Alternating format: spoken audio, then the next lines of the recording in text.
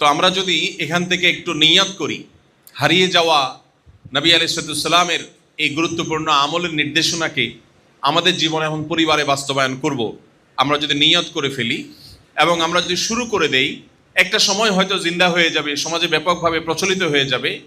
আল্লাহ তাআলা আমাকে এই আমলকে জিন্দা করবার সওয়াব, মান সান্না সুন্নাতান হাসানাতান ফালাহু আজরুহা ওয়া আজরু মান আমিলা বিহা, কেউ কোনো ভালো আমল, নেক আমলের ধারা যদি কেউ চালু করে দেয়, যত মানুষ পরবর্তীতে করবে আল্লাহ তাআলা এমএলএম পদ্ধতিতে তাকে তার সওয়াব দান করবেন।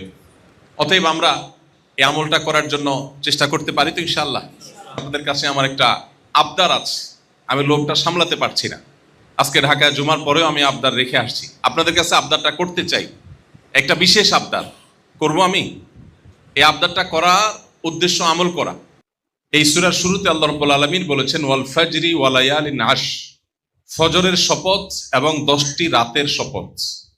আল্লাহ সুবহানাহু ওয়া তাআলা কোরআনে কারিমে গুরুত্বপূর্ণ কিছু বলতে গেলে আল্লাহর বিশেষ মাহাত্ম্যপূর্ণ বিভিন্ন সৃষ্টির নামে, কখনো আল্লাহ তাআলা নিজের জাতে পাকের নামে শপথ করেন। আল্লাহ ছাড়া যদিও আমাদের জন্য, বান্দাদের জন্য গায়রুল্লাহর নামে, আল্লাহ ছাড়া অন্য কোনো কিছুর নামে শপথ করা জায়েজ নাই। নবী করিম সাল্লাল্লাহু আলাইহি ওয়াসাল্লাম বলেছেন মান আরাদা আন ইয়াহলিফা ফালইয়াহলিফ বিল্লাহি আও লিয়াসমুত, কেউ শপথ করলে, কসম করলে আল্লাহর নামে করবে, আর না হলে চুপ থাকবে। আল্লাহ ছাড়া কারোর নামে শপথ করা জায়েজ নাই। কিন্তু আল্লাহ রাব্বুল আলামিনের শান এটা, শুধু তার জন্য এটা স্পেশাল। আমরা শপথ করি সাধারণত সেই সব বিষয়ে যে বিষয়গুলো মানুষের কাছে কিছুটা বিশ্বাসযোগ্য হওয়াটা সন্দেহপূর্ণ হতে পারে, মানুষ বিশ্বাস করতে পারে, নাও পারে। তখন সেটার বিশ্বাসযোগ্যতা সৃষ্টি করবার জন্য আমরা শপথ করি। আল্লাহ রাব্বুল আলামিনের কথা তো সন্দেহের ঊর্ধ্বে, তাহলে আল্লাহ কেন আবার শপথ করেন? তো এর অন্যতম কারণ হিসাবে মুফাসসিরিন ইকরাম যে সমস্ত কারণ উল্লেখ করেছেন, তার মধ্যে শীর্ষে একটি কারণ হলো এটি যে আল্লাহ রাব্বুল আলামিন যে গুরুত্বপূর্ণ কথা বলার আগে শপথ করেন, এই কথা এত গুরুত্বপূর্ণ যে এটি মানুষ যদি বলতো তাহলে শপথ করে বলতে হতো, শুধু মানুষকে বোঝাবার জন্য আল্লাহ তাআলা শপথ করেন। তো এখানে আল্লাহ তাআলা 10টি রাতের শপথ করেছেন। এই যে 10টি রাতের শপথ আল্লাহ করেছেন, এই 10 রাত কোন 10 রাত? আমরা কেউ কি বলতে পারি? সামনে যারা আছি ওলামা ইকরাম ছাড়া একটু মেহরবানি করে। জিলহজ মাসের শেষ 10 দিন, প্রথম 10 দিন। মাশাআল্লাহ, এটাকে আমরা বলতে পারি রমজান মাসের পরে ইবাদতের দ্বিতীয় বৃহত্তর মৌসুম। ইবাদতের সবচেয়ে বড় সিজন হলো রমজান মাস।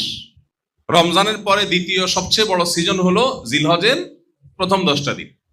এই 10 দিনের ফজিলত, এর মাহাত্ম্য, এর তাৎপর্য, এর গুরুত্ব আমাদের সমাজে এত কম উপলব্ধি করে মানুষ যে ইবাদতের এই মৌসুম বড় মাজলুম, এর প্রতি আমরা বড় জুলুমের আচরণ করি। রমজানে কিন্তু টুপি নায়ালা মানুষের মাথায়ও টুপি চোখে পড়ে, পড়ে কি পড়ে না? অনেক কিছুতে রমজান মাস যে ইবাদতের মাস চলছে তাকাইলে চোখে পড়ে, কিন্তু জিলহজের প্রথম দশকে গরু ছাগল ছাড়া মানুষের কোনো আমল আর চোখে পড়ে না। গরু ছাগলের কেনা বেচা এটাও আলহামদুলিল্লাহ আমলের একটা পার্ট বা অংশ, কিন্তু এছাড়া যে আরো গুরুত্বপূর্ণ অনেক আমল আছে এই দশককে ঘিরে, সেটা আমাদের সমাজ থেকে অনেকটা হারিয়ে গেছে। আমি সৌদি আরবে 10 বছর ছিলাম ওয়াজারাত শুনুল ইসলামিয়ার অধীনে বাংলা ভাষাভাষীদের দাওয়াতের কাজের জন্য। তো সেখানে একটা কালচার আমার খুব মনে ধরেছে, অত্যন্ত পছন্দ হয়েছে, আপনাদের সাথে একটু শেয়ার করি। সেটা হলো, আমি লক্ষ্য করেছি বিভিন্ন বাসা বাড়ির অলিতে গলিতে, বাসা বাড়ির সামনে, গ্যারেজে, গেটের ওখানে ছোট্ট ছোট্ট ডিভাইস রাখা অনেক জায়গায়, সব বাসায় না, অনেক বাসায়, কোনো শপিং মলে, সুপার শপে, কোনো দোকানে ছোট্ট ছোট্ট ডিভাইস রাখা। এই ডিভাইসগুলোতে তাকবীর, তাহলিল, তাহমিদ, এই দশকে যেটা বেশি বেশি উচ্চারিত হওয়ার কথা, সেগুলোর অডিও মৃদু ভলিউমে, হালকা ভলিউমে চালু করে রাখা আছে। উদ্দেশ্য, পথচারী বা আশপাশ দিয়ে যারা যাবে তারা যেন এই আওয়াজ শুনে তাদেরও স্মরণ হয়, তারাও যেন আল্লাহু আকবার, আল্লাহু আকবার, লা ইলাহা ইল্লাল্লাহু, আল্লাহু আকবার, আল্লাহু আকবার ওয়ালিল্লাহিল হামদ। আমার কাছে এই জিনিসটা খুব পছন্দ হয়েছে, কারণ সারা বছর জুড়ে আমল তো করা হয় না। এই দশকে নবী আলাইহিস সালাতু ওয়াস সালামের নির্দেশনা আছে এই দিনগুলোতে, জিলহজ মাসে, ফাকতিরু ফিহিন্না মিনাত তাকবীরি ওয়াত তাহলিলি ওয়াত তাহমিদ, এই দিনগুলোতে তোমরা বেশি বেশি তাকবীর করো, আল্লাহর বড়ত্ব প্রকাশ করো, আল্লাহর একত্ববাদ প্রকাশ করো, আল্লাহর প্রশংসা জ্ঞাপন করো। এই নির্দেশ নবী আলাইহিস সালাম দিয়েছেন এবং বলে দিয়েছেন ফাকফিরু, বেশি বেশি করে করো। বেশি বেশি তো দূরের কথা, কম কমও আমাদের দ্বারা করা হয়ে ওঠে না। এই দৃশ্যটা দেখার পর আমার মনে হয়েছে যে আমার নিজেরও গাফেল মন, অবচেতন মন এরকম কোন জায়গা দিয়ে যেতে যখন কানে আসে তাকবীর, সাথে সাথে মুখ দিয়ে উচ্চারিত হয়, দোয়া আসে, লোকটা আমাকে স্মরণ করিয়ে দিয়েছে। আল্লাহ বলেছেন ওয়াযাক্কির ফাইন্না যিকরা তানফাউল মুমিনিন, স্মরণ করায় দাও, ইমানদারদের উপকারে আসে এতে। আমি গত কয়েকদিন আগে আমাদের বাসার নিচে, আমি ঢাকায় যেখানে থেকে, আমার বাসার নিচে গেটে এবং আমার বাসার ঠিক সামনে একটা মসজিদ আল্লাহ আমাদের করার তৌফিক দিয়েছেন, ওই মসজিদের গেটে আর বাসার নিচে দুই জায়গায় দুইটা সাউন্ড বক্স, ছোট্ট সাউন্ড বক্স, মৃদু ভলিউমে, যাতে ডিস্টার্ব হয় না কারোর, পথচারীরা গেলে যেন শুনতে পায় কানে কিছু একটা আওয়াজ আসে। বলেছি যে সারাদিন যত মানুষ যাবে তারা যেন একটু করে শুনতে পায়, মৃদু ভলিউমে একটু তাকবীরের আওয়াজটা চালু করে রাখার জন্য। আপনারা এখানে অনেক নেতৃস্থানীয় ব্যক্তিবর্গ আছেন, অনেক গুরুত্বপূর্ণ ব্যক্তিবর্গ আছেন যাদের সমাজে ইনফ্লুয়েন্স করবার সুযোগ রয়েছে। এই ইনফ্লুয়েন্সিয়াল মানুষজন যারা আছে, আপনাদের কাছে আমার একটা আবদার আছে, আমি লোকটা সামলাতে পারছি না। আজকে ঢাকা জুমার পরেও আমি আবদার রেখে আসছি, আপনাদের কাছে আবদারটা করতে চাই, একটা বিশেষ আবদার করব আমি।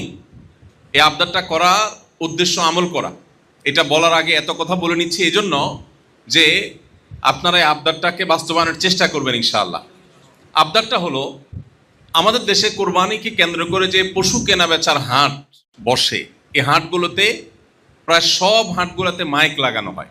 কারণ পুরো হাটে অনেক ঘোষণা দিতে হয়, অনেক অ্যানাউন্সমেন্ট করতে হয়, অনেক কথা বলতে হয়, কেউ যেন হাসিলের টাকা ফাঁকি দিয়ে না যায়, ঘোষণা দিতে হয়, নানাবিধ ঘোষণা দেওয়া লাগে, আছে না নাই? আমি খুব সচেতনভাবে লক্ষ্য করেছি, কোনো কোনো জায়গায় আমার কানে এসেছে যে, মানে আমি নিজে কানে শুনেছি যে এই মাইকগুলোতে ঘোষণার ফাঁকে ফাঁকে বিভিন্ন রকমের গান বাজনা বাজানো হয়। আমি জানি না আপনাদের খুলনা এলাকাতে এরকম কোথাও হয় কিনা, বাট আমি ঢাকায় শুনেছি নিজের কানে। তো আলহামদুলিল্লাহ, ঢাকায় আমি যেখানে শুনেছি, আমি সেখানে সাথে সাথে ওই এলাকায় আমি বসবাস করতাম, ওখানে হাট কর্তৃপক্ষের কাছে আমি গেছি কয়েকজন ভাইকে সাথে নিয়ে, যে তাদেরকে হাতে পায়ে ধরেছি এবং বলেছি যে ইবাদতকে ঘিরে লক্ষ কোটি টাকার লেনদেন বাংলাদেশের জাতীয় অর্থনীতিতে হয়, যেটাকে ঘিরে বাংলাদেশে 2-3-4 দশক আগেও ভারতের গরু ছাড়া কোরবানি করা যেত না, দেশীয় গরু দিয়ে কোরবানির চাহিদা পূরণ করা যেত না। কোরবানির এই ইবাদতের বদৌলতে, এই ইবাদতের উসিলায়, ইসলামের এই গুরুত্বপূর্ণ আমলের বদৌলতে বাংলাদেশ আজ পশু প্রতিপালনের স্বয়ংসম্পন্ন হয়েছে। এর অবদান কোরবানির, অন্য কিছুর না।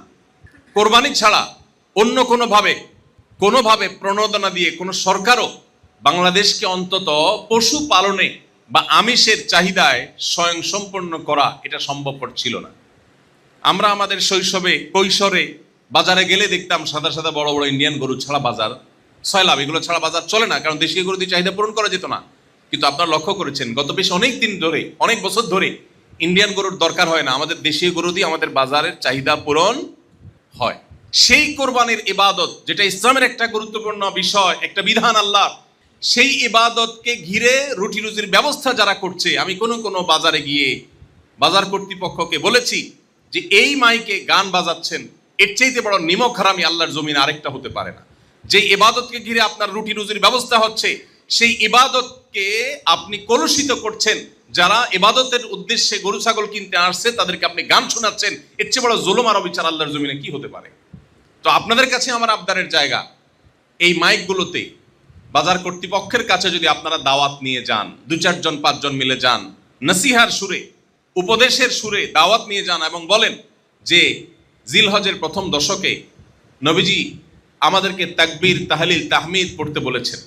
একটু তাকবীরের যে অডিও আছে ইউটিউব থেকে, ফেসবুক থেকে, সেগুলো বাজানো হোক, মুখ দিয়ে বলা হোক, আল্লাহু আকবার, আল্লাহু আকবার, লা ইলাহা ইল্লাল্লাহ, আল্লাহু আকবার, আল্লাহু আকবার, ওয়ালিল্লাহিল হামদ। তো গরু ছাগলের হাটে, পশুর হাটে মাইকগুলোতে তাকবীর বাজানো অন্তত দিনের ভিতরে 2-4 বার যেন বাজানো হয়, এর জন্য আমরা একটু কাজ করতে পারি না ইনশাআল্লাহ? আপনাদের প্রতি এটা আমার একটা আবদার থাকলো। আমি আলহামদুলিল্লাহ নিজে আমল করেছি বেশ কয়েক বছর আগে, এখন হজের সফরে থাকার কারণে আর এই তৌফিক হয় না, কিন্তু আমি সব জায়গায় যে আহ্বানটা করি যে নবী আলী সাল্লামের হারিয়ে যাওয়া এই সুন্নতকে আমাদের জিন্দা করা দরকার। মুসলমানদের গলিতে অলিতে যেখানে জিলহজের প্রথম দশকে তাকবীর শোনার কথা, সারা বছর জুড়ে গান বাজনা, হারাম আওয়াজ এবং শব্দ আমাদের কানকে ভারী করে তোলে, আমাদের রুহানিয়ত, আমাদের আধ্যাত্মিকতাকে ধ্বংস করে দেয়, আমাদেরকে বাধ্য করা হয় গুনাহে লিপ্ত হতে, সেখানে জিলহজের প্রথম দশকে যেখানে কোন সাহাবী বাজারে যেতেন শুধুই একটু সরবে তাকবীর পাঠের উদ্দেশ্যে, আল্লাহু আকবার আল্লাহু আকবার লা ইলাহা ইল্লাল্লাহু আল্লাহু আকবার ওয়ালিল্লাহিল হামদ, এই তাকবীরটা একটু জোরে আওয়াজ দিয়ে পড়বেন, এই উদ্দেশ্যে বাজারে যেতেন, কোনো কেনাকাটা না, যাতে করে তার তাকবীর শুনে অন্যরাও তাকবীর বলে ওঠে।